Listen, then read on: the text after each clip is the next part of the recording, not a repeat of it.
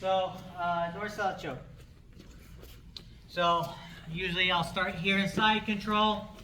I'll start working my arm over from the top, coming around her. When I come around here, I want to start dropping my ribs through, and I want to try to keep her head turned so that it's either looking up or away from me. If she can turn her chin in towards me, I will not be able to choke her. So what I'm going to do is try to keep her chin up or looking away from me here. I usually like to go on the outside of this arm on this side. So if she's like hugging up this way here, I'm going to figure out a way to get that down, get inside of it, and I like to push it across her body even still. So I'm like going to do this almost like I'm doing a head and arm choke, and my head is going to drop beside her shoulder here. I'm going to link my hands together, and now what I'm going to do is I'm going to push back as I make a bicep. Okay? That's the way I like to do it. Sometimes people will like give this like extra twist, almost like a clock choke, where they're like trying to come around their body. But I find what we're trying to actually do is we're trying to lift that chin, and we're trying to then drop our body down in that space. Sorry. Okay. So once more. So, and it kind of, you know, there's a lot of different ways to get into north-south, right? But like, especially like if she's like pushing me away and I need to come over, I come over. I start getting to a position, you'll notice that my hand is flat underneath her, going like this. Okay, so that when I join my hands together, it'll be here. Again, kind of a good north-south choke, you won't need to join your hands.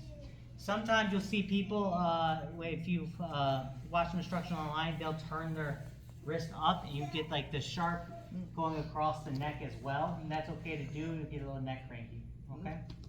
So as I come across, I put my hand flat here. I'm going to start to push through, and even here, right, I duck my head. I can get my hands together, and I'm just going to look to pull her chin back and make my bicep here, and then I'll get my squeeze on, right?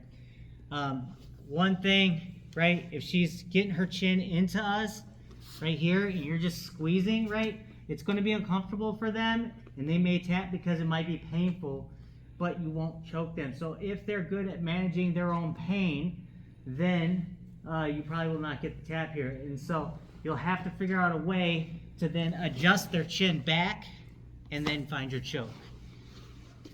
Okay? Any questions on that? Yes, sir.